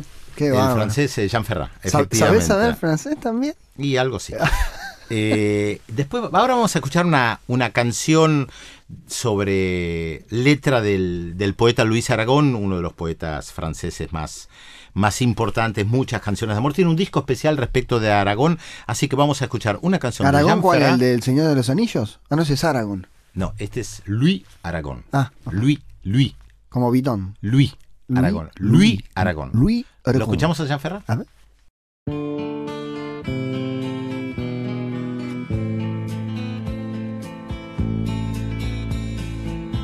Oh mon jardin d'eau fraîche et d'ombre, ma danse d'être, mon cœur sombre, mon ciel des étoiles sans nombre, ma barque au loin douce à ramer. Heureux celui qui devient sourd au chant s'il naît de son amour, aveugle au jour d'après son jour, ses yeux sur toi se le fermer. Heureux celui qui meurt d'aimer, heureux celui qui meurt d'aimer. d'aimer si fort ses lèvres closes, qu'il n'ait besoin de nulle chose, hormis le souvenir des roses, à jamais de toi parfumé. Celui qui meurt, même à douleur, à qui sans toi le monde est leur, et n'en retient que tes couleurs, il lui suffit qu'il t'ait nommé. Heureux celui qui meurt d'aimer, heureux celui qui meurt d'aimer.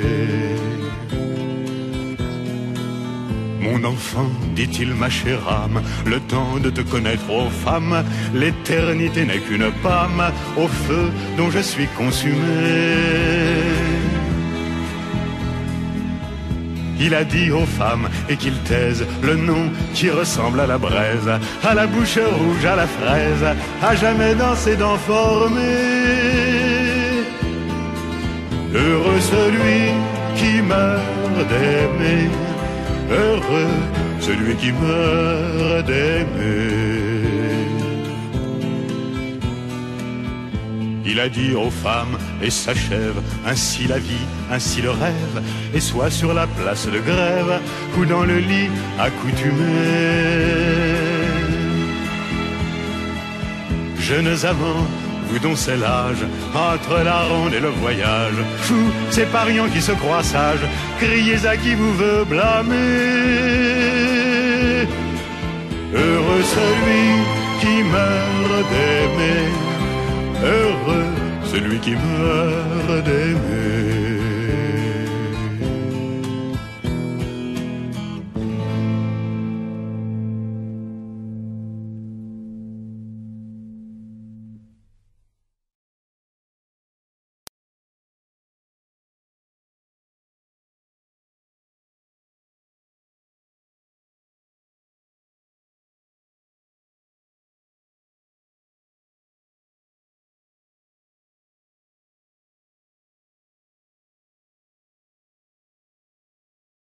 Acabamos de escuchar una canción del disco sobre Aragón, cantado por Jean Ferrat. Vamos a escuchar una canción muy linda que dice La vida es bella. Tiene tantas canciones de amor tan lindas, Jean Ferrat. Ay, qué romántico que estás, Pedro Brillas. ¿Y por qué no? favor. Vamos a escucharla. C'est beau la vie.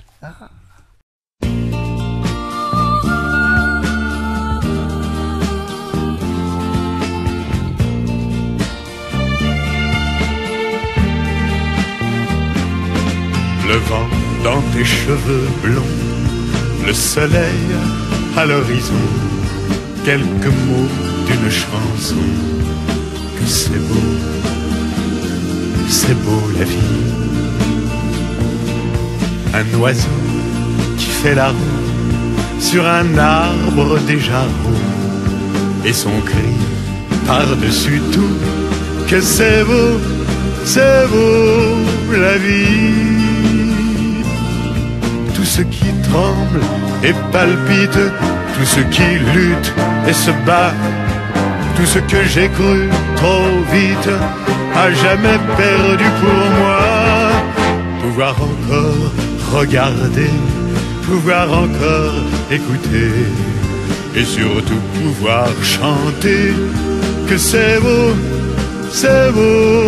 la vie. Le jazz ouvert dans la nuit, sa trompette qui nous suit dans une rue de Paris, que c'est beau la vie. La rouge fleur éclatée d'un néon qui fait trembler nos deux ombres étonnées, que c'est beau la vie. Tout ce que j'ai failli perdre, tout ce qui m'est redonné, aujourd'hui me monte aux lèvres en cette fin de journée. Pouvoir encore partager ma jeunesse, mes idées, avec l'amour retrouvé, que c'est beau la vie. Pouvoir encore te parler, pouvoir encore t'embrasser, te le dire et le chanter, Oui, c'est beau, la vie.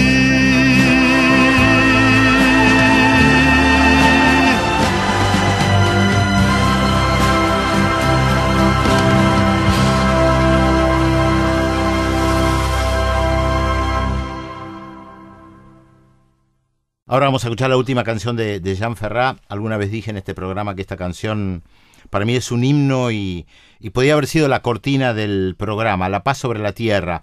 Ferrat interpela a los políticos, interpela a Francia y dice, Francia tiene que tener otro lugar, basta de ensayos nucleares, basta de colonialismo, hay que declarar la paz sobre la tierra. Así, textual, hay que declarar la paz sobre la tierra.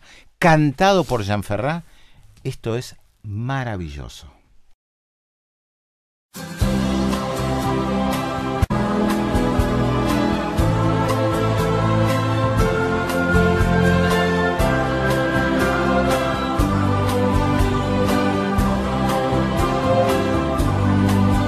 Nous ne voulons plus de guerre, nous ne voulons plus de sang. Halte aux armes nucléaires, halte à la course au néant. Devant tous les peuples frères qui s'emporteront garants, déclarons la paix sur terre, unilatéralement. La force de la France, c'est l'esprit des Lumières, cette petite flamme au cœur du monde entier, qui éclaire toujours les peuples en colère, en quête de justice et de la liberté. Nous ne voulons plus de guerre, nous ne voulons plus de sang. Halte aux armes nucléaires, halte à la course au néant. Devant tous les peuples frères qui s'emporteront garants, déclarons la paix sur terre, unilatéralement. Parce qu'ils ont un jour atteint l'universel, dans ce qu'ils ont écrit, cherché, sculpté ou peint. La force de la France, c'est Cézanne et Ravel, c'est Voltaire et Pasteur, c'est Verlaine et Rodin. Nous ne voulons plus de guerre, nous ne voulons plus de sang. Halte aux armes nucléaires, halte à la course au néant. Devant tous les peuples frères qui s'emporteront garants, déclarons la paix sur terre, unilatéralement. La force de la France, elle est dans ses poètes qui taillent l'avenir au mois de mai des mots. Couvrez leurs yeux de cendre, tranchez leur gorge ouverte, vous n'étoufferez pas le chant du renouveau. Nous ne voulons plus de guerre, nous ne voulons plus de sang. Halte aux armes nucléaires, halte à la course au néant. Devant tous les peuples frères qui s'emporteront garants, déclarons la paix sur terre, unilatéralement. La force de la France, elle sera immense, défiant à jamais et l'espace et le temps. Le jour où j'entendrai reprendre ma romance dans la réalité de la foule chantant. Nous ne voulons plus de guerre, nous ne voulons plus de sang. Halte aux armes nucléaires, halte à la course au néant. Devant tous les peuples frères qui s'emporteront garants, déclarons la paix sur terre, unilatéralement.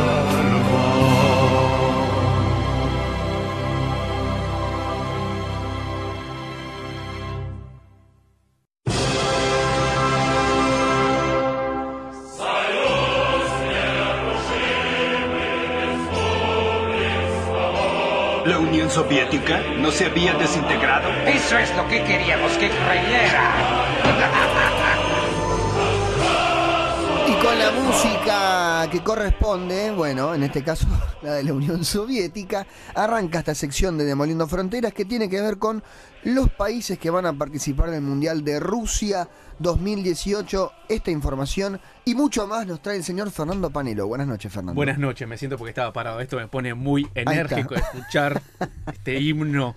Te pone para salir a... En el olvido, ¿no? Del tesoro de los recuerdos lo traemos y lo ponemos acá. Dan ganas de ir a patear puertas. Bueno, en Rusia no debe sonar mucho esto, ¿eh? Con No, Putin no creo. Bueno, ¿qué país que va a participar en el Mundial trajiste hoy para contarnos un poquito sobre eso? Sigo haciendo el recorrido por los países que van a estar jugando la Copa, que ya en menos de 3 meses empieza. Ajá. Lo que estoy haciendo es seguir un orden, ir por grupo. La semana pasada traje algún dato curioso de Rusia. Este grupo está conformado también ahora por Arabia Saudita, que van a jugar el primer partido el 14 de junio a las 12. El debut del Mundial es Rusia-Arabia Saudita. Exacto. El partido inaugural. Es el primer partido. Arabia Saudita ya participó del Mundial 94, 98, 2002, 2006 y ahora el 2018, o sea, sería su quinto Mundial. Y estos países, como dijimos, la premisa va a ser ir por otro lado, contar algún dato curioso, conocer alguna otra parte de aquellos países que van a estar participando del Mundial, porque bueno, la información clásica, vamos a llamarla de alguna manera, la están haciendo los programas deportivos, el recorrido, digamos, más general lo hacen aquellos programas dedicados a darle este análisis al Mundial. Y en este caso, en Arabia Saudita, bueno, es una monarquía absoluta, tiene un rey, tiene un príncipe, heredero. La pena de muerte es legal. Ah, bueno. La pena de muerte en Arabia Saudita es legal por asesinato, por violación, por drogarse, por hechicería también. Y una de las formas de poder penar con la pena de muerte a aquel que pueda justamente hacer alguna de estas acciones en Arabia Saudita es a través de la decapitación. Pero ¿qué pasa? ¿Cuál es el dato curioso de Arabia Saudita? Es probable que no haya más de este tipo de ejecuciones. ¿Por qué?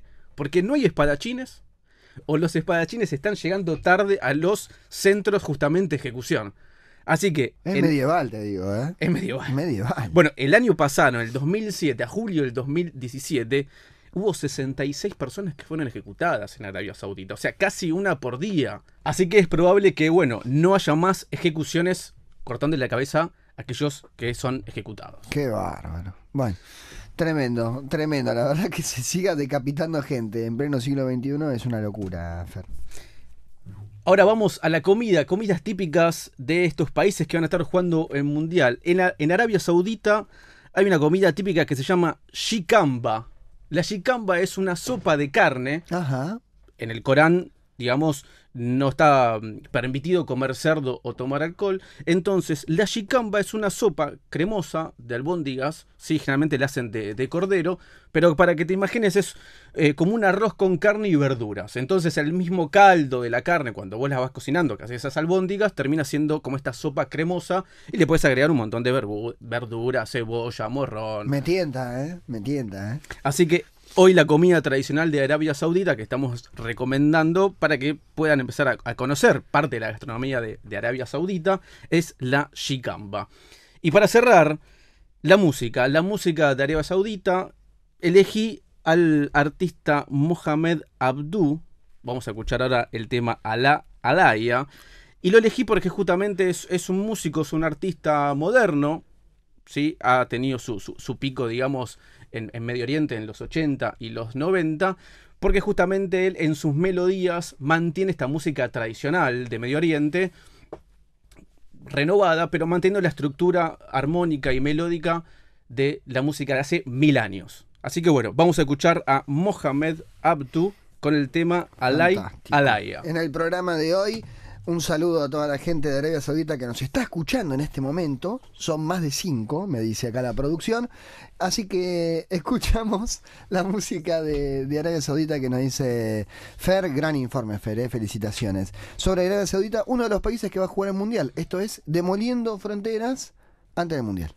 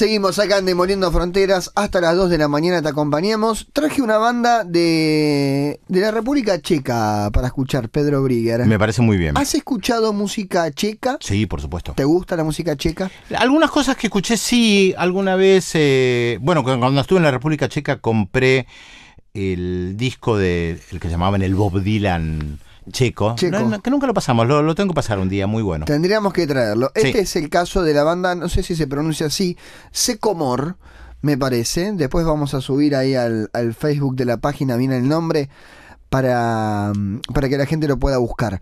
Si les gusta, ¿no? Por supuesto. Secomor o Sechomor es un grupo musical checo de folk rock fundado en Praga en 1988. La música que hacen combina instrumentos tradicionales, como pueden ser el violín, el acordeón, el violonchelo, metales con instrumentos más ligados al rock, ponele, como la guitarra eléctrica y la batería. Bueno, una banda para mí tremenda. Karen Holas, Francis Cerny, Michael Pavlich, Taras Bolunchuk y Lucas Pavlik son los integrantes de esta gran banda que hace música, son de República Checa y suenan acá, en Demoliendo Fronteras.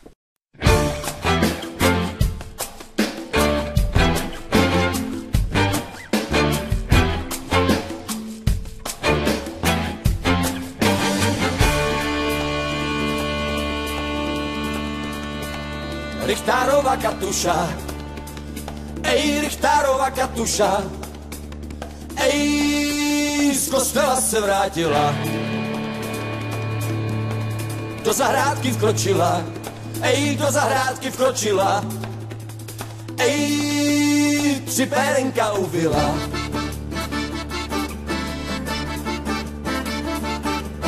A jak dojí třetí, ej a jak dojí třetí, ej, ďábel na koni letí.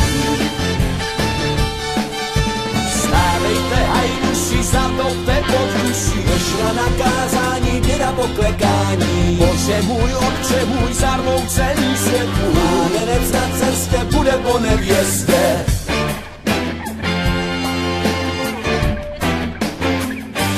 Pomož pámu, děvečko, ej, pomož pámu, děvečko, ej, Šperečko, dej stopám mu mládenec, dej stopám mu mládenec, není perko, je věnec.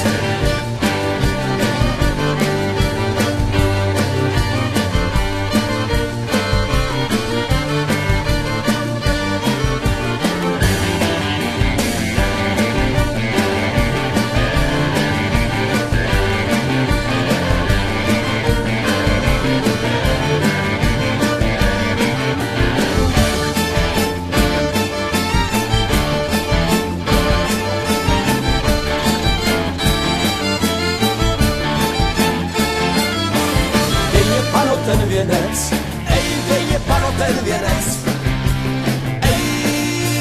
však jsem hezký mládenec, nedám já ti svůj věnec, nedám já ti svůj věnec, ty jsi z pekla poslanec. Stávejte, hajduši, zatopte pod duši, došla na kázání, děda poklekání. Bože můj, otče můj, zarmoucený svět, mládenec na cestě bude po nevěstě.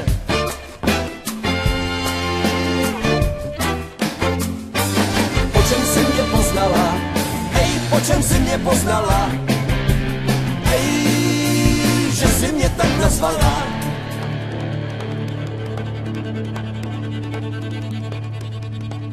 Podle chlapské podoby, podle chlapské podoby,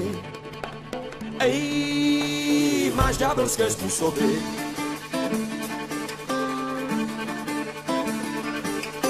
Otvírejte hajduši, otvírejte hajduši, vezu tělo i duši, Richterovej Katuši.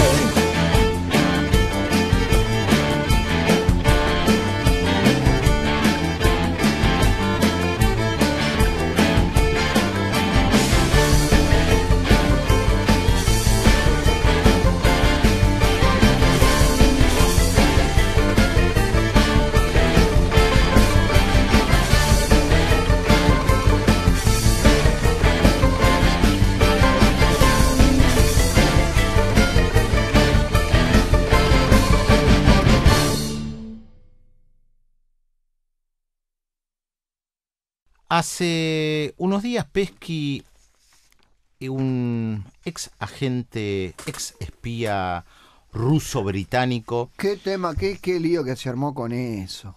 ¿Qué pasó? De nombre Sergei Skripal, estaba con su hija saliendo de un centro comercial y algo lo afectó.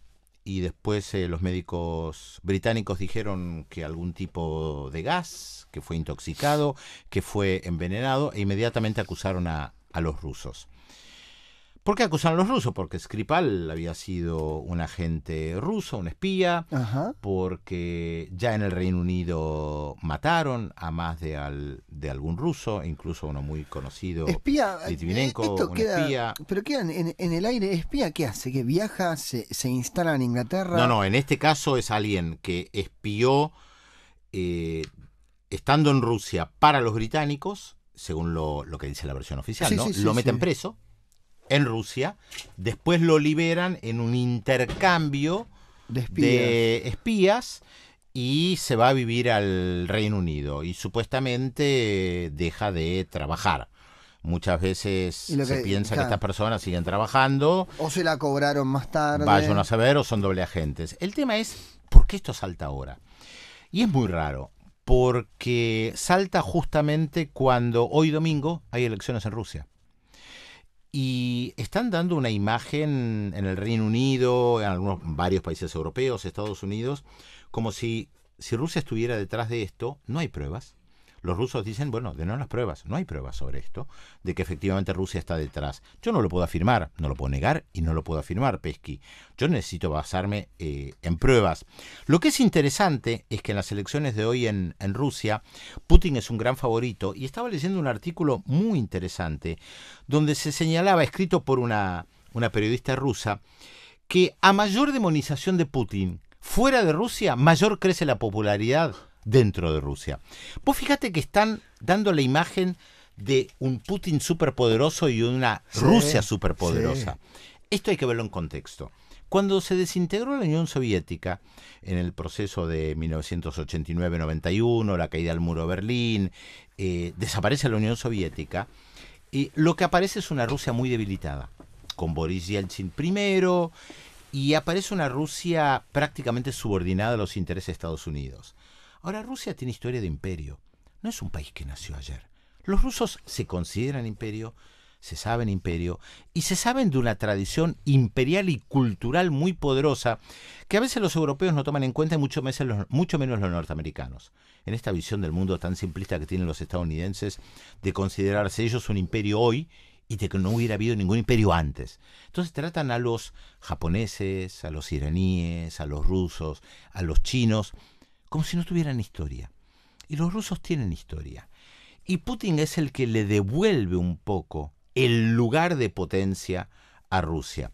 Vos fíjate que esta periodista rusa toma algunos ejemplos del Rusia poderoso creado como imagen en estos últimos años en Europa y en Estados Unidos. La sensación es que Rusia intervino en las elecciones en Estados Unidos y puso a Trump en la Casa Blanca. Se lo involucró en el tema del Brexit. O sea, los rusos fueron los que influyeron sobre los británicos para que votaran a favor del Brexit. Por la venta de gas, me acuerdo que había también... Exactamente. Plantean las elecciones en Cataluña y estaba repleto en la prensa española de que Rusia intervino en Cataluña, de que Rusia intervino en las elecciones francesas. Y te voy a decir, pero es el país más poderoso del planeta. Claro. Ahora, ¿qué es la contracara de esto? Más demonizan a Putin, diciendo que prácticamente mueve todos los resortes de la política internacional del planeta. Los rusos se sienten más orgullosos. Entonces, no lo ven de la misma manera. Esto es lo que señalaba esta periodista rusa, que me llamó mucho la atención el artículo y que me pareció bastante interesante. Putin gana hoy las elecciones caminando, se fortalece, cuarto mandato, por supuesto muy demonizado por los europeos. Reitero, yo no sé quién envenenó a este ex agente, no tengo las pruebas, no sé, no se va a habrá saber que demostrarlo, nunca. tal vez no se sepa Tampoco, nunca. Tampoco es que Putin es una carmelita descalza y nosotros lo sabemos. No pasa por pero ser no carmelita podemos andar descalza. acusando, ¿viste? De un asesinato a un Bueno, exagente. un senador ruso dice que en realidad lo que hay detrás de esto es tratar por parte del Reino Unido y de Estados Unidos de sacar a Rusia al Consejo de Seguridad de Naciones Unidas. Algo que es imposible de hacer, porque eso hay que votarlo. y Rusia tiene poder de veto en Naciones Unidas. ¿Vos te acordás la película Catch 22? ¿Catch 22? Sí, que dije, Pesky, Catch 22. ¿La vieron? No. Catch 22. Ah, es una película maravillosa. Son las trampas. Es como esta trampa. El Reino Unido puede proponer en el Consejo de Seguridad de Naciones Unidas echar a Rusia. Pero como Rusia tiene derecho a veto, no lo puede proponer. Entonces está en una trampa. La película Catch 22 es una película estadounidense de la década del 60, creo, que cuenta la historia de un soldado de Estados Unidos durante la Segunda Guerra Mundial que quiere abandonar el ejército. Para abandonar el ejército hay un artículo, que es el artículo 22, que permite que alguien abandone el ejército. Pero para que funcione ese artículo, los médicos tienen que decir que estás loco.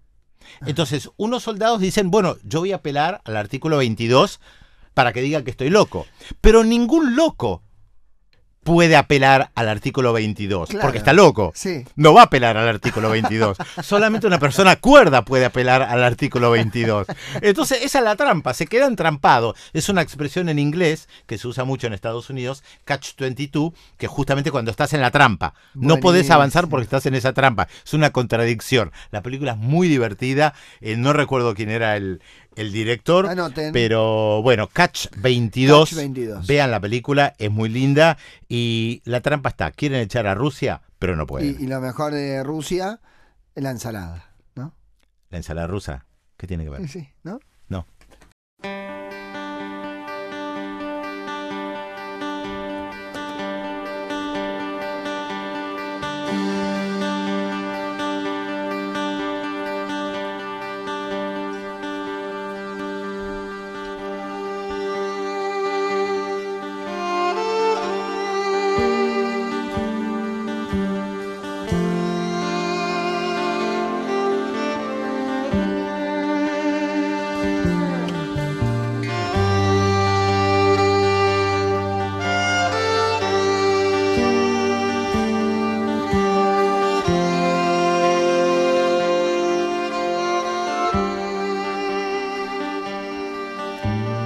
Mezi horami lipká zelená, mezi horami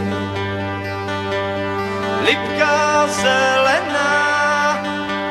Zabili Janka, Janíčka, Janka, město Jelenia. Zabili Janka, Janíčka, Janka, město Jelenia. Keď ho zabili, zamordovali. Keď ho zabili, zamordovali. Na jeho hrobě kříž postavili. Na jeho hrobě kříž postavili.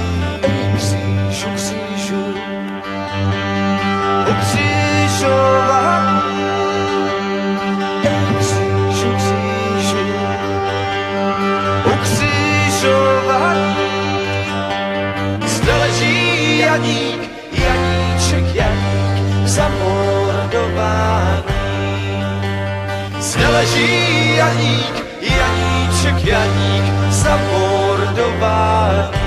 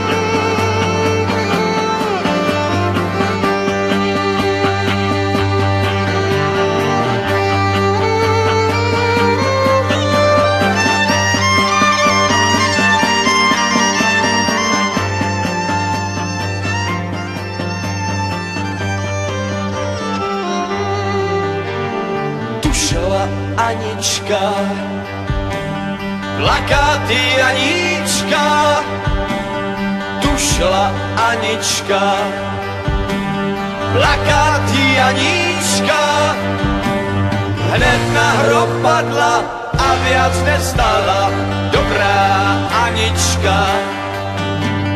Hned na hrob padla a viac nestala, dobrá Anička.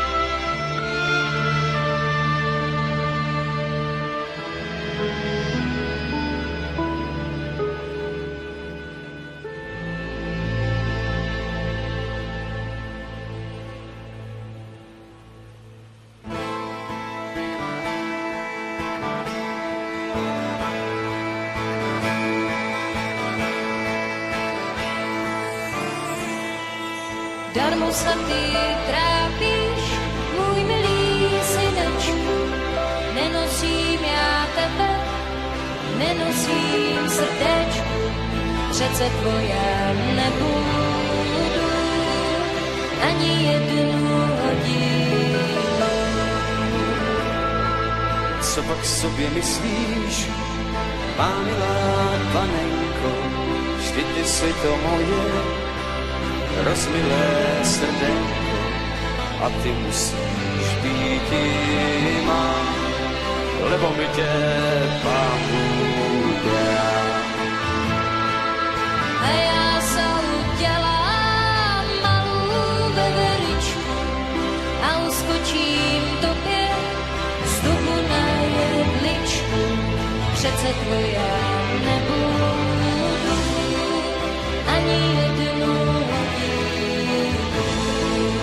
A já chovám doma takovou sekerečku, ona mi podetne trůbek i jedličku a ty musíš být má, lebo mi tě Pán Bůh dá. A já se udělám tu malou rybičku a já ti uplynu preč po Dunajíčku, přece tvoje nebudu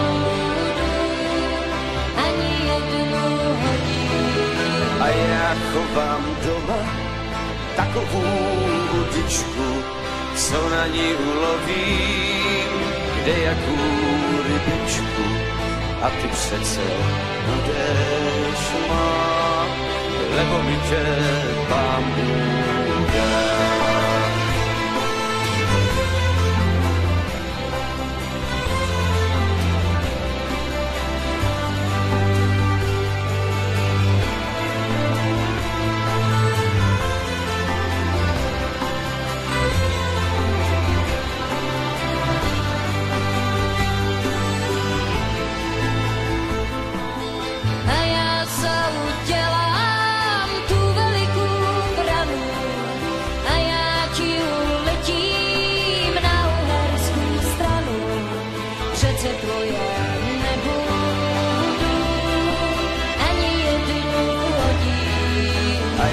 Chovám doma starodávnou kušu, co ona vystřelí všetkým branám dušu.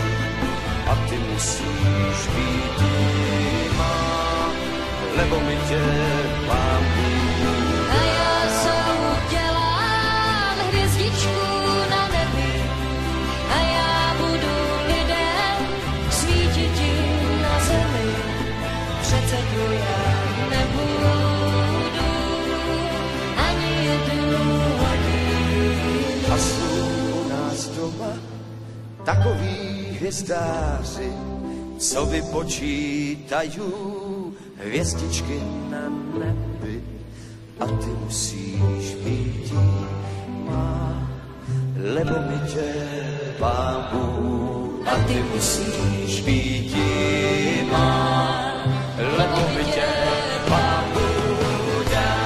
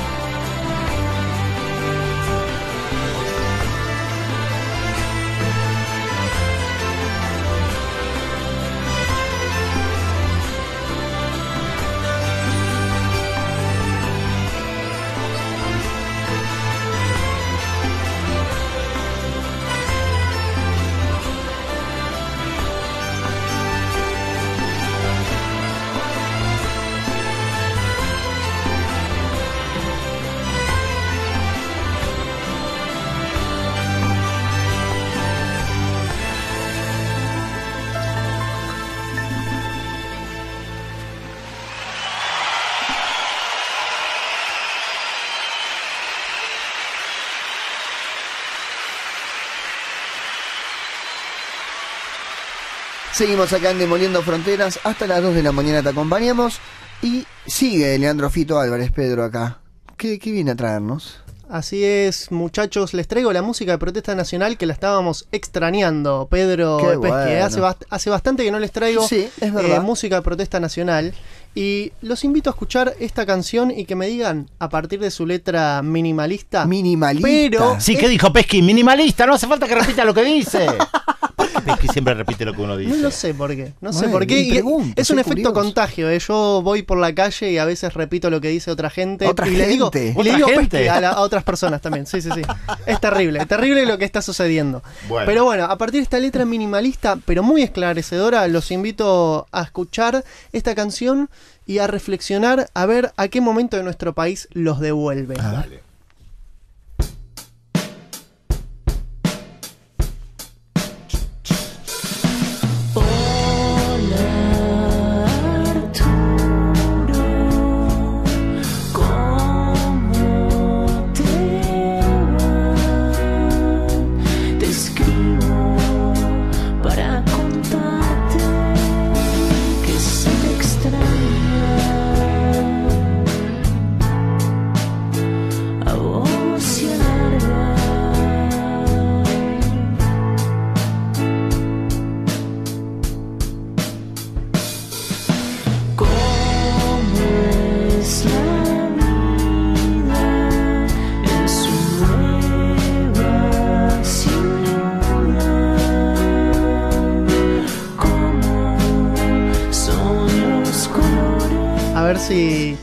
podemos reflexionar que es un amigo que le está escribiendo a otro que se fue a vivir a otro lado, a otro país, ¿no? ¿A qué les recuerda eso? Y al 2001 puede ser.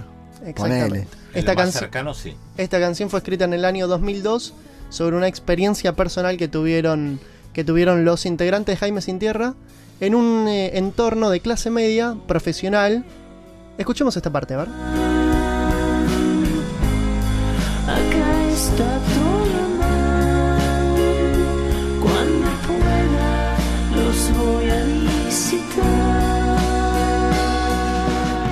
No vuelvan, acá está todo mal, cuando pueda los voy a visitar. Era esa expectativa de futuro que tenía estos hijos de la clase media que habían alcanzado cierto grado de educación y que decían, bueno, yo prefiero irme a lavar platos a España y no quedarme acá ganando 2 mangos en un país que estaba difícil en ese tema, entonces no tenía futuro. Estaba complicado el tema, de verdad. Así es. Y es una carta, así muy, muy cotidiana. Es una situación que vivieron muchos jóvenes de entre 20 y 25 años en ese entonces. Me acuerdo de las país. imágenes de los noticieros en los aeropuertos. Las cámaras iban a los aeropuertos y la gente se despedía llorando. Exactamente. Era tremendo. Mucha gente volvió también, hay que reconocerlo. Sí. Luego de muchos años, algunos volvieron, probaron suerte, vieron que acá muchos científicos muy repatriados repatriados por las posibilidades de investigar. Y los sueldos también. Se reconocía el laburo de los científicos, que en ese momento eran 2 mangos con 50 se les pagaba. Así es. Bueno, hablando un poco de la banda, Jaime Sin Tierra es una banda que estuvo en los escenarios del under argentino entre 1996 y 2003. Grabaron algunos demos en cassette y discos, entre ellos, por ejemplo, el disco El avión ya se estrelló y yo sigo volando, Autochocador, La caja negra. Tiene una especie de obsesión con los medios de transporte un poco, y con tomarse el palo también quizás. Hace poco se reunieron y volvieron a tocar luego de muchísimos años. Tocaron en diciembre en La Trastienda y al parecer van a grabar un nuevo disco. Jaime Sin Tierra es una banda realmente culto en el under argentino, y esta canción que se llama Carta un poco nos describe qué era lo que sucedía con esa generación. La voz me hizo acordar nada más levemente a Pesky. No, a Raúl Porchetto. Sí, y tiene el estilo también, ¿no? A mí me gustaba Raúl Porchetto en sus comienzos, su disco Cristo Rock. Sí, un capo Porchetto. Bueno, te voy a pasar unos discos Jaime Sin Tierra, seguramente. Pero con gusto. ¿Y Porchetto por dónde anda? No sé. ¿De qué andará Porchetto? Vamos a llamarlo. Debe estar tocando en algún que otro lugar. Claro, por eso, llamémoslo. Lo traemos Porchetto. Bueno, Pesky, se está acabando el programa. Joder, que tengo que comentar. ¡José Levi! ¿Cómo va, Pedro? Bien, se está terminando el programa. El libro Terror Alerta Isis, la verdad que es un libro fantástico que he escrito. Sí, pero no hay tiempo para... hay que venderlo, vais a flipar. No hay tiempo, tiempo ahora. Muerte, dolor, Pesky, cura, decirle que no hay tiempo. Y espanto, hay que flipar. José Levi, gracias. Se flipa y luego se viene el muy ISIS. bien. Y Sí, José Levi, ya estuvo acá una vez el libro. Lo que significa que el ISIS, el terror que ha generado el gracias, José. Con el ISIS, ¿no? Pesky, nos vamos. Dale, gracias, el programa estuvo muy bueno. Señor, cálmese. Gracias, José Levi, gracias, Pesky, hasta. José Levi, Pesky, es mi nombre. decile, por favor, José, gracias. La próxima hablamos otra vez del libro. La próxima. Chao, nos vamos. Hasta el sábado. Chao. ISIS es peligrosísimo.